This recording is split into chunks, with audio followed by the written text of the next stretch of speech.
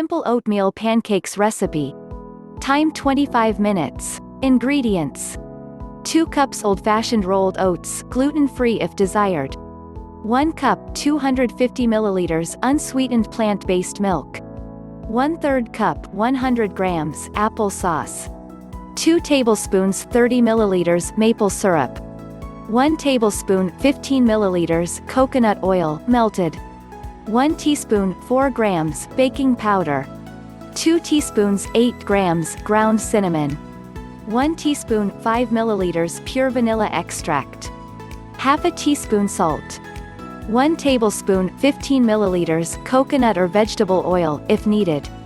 Optional toppings: pomegranate seeds, maple syrup, coconut yogurt, fresh figs, chopped pistachios. Directions: 1. In food processor, blend the oatmeal into a flour. 2. Combine all the ingredients in a bowl. 3. Preheat a large frying pan on medium-high heat. If your pan isn't non-stick, add a small bit of oil, and when hot, spoon about 1/4 cup of batter onto the pan and let cook. Flip when the top of the pancakes are bubbly and the sides look firm, about 2 to 3 minutes.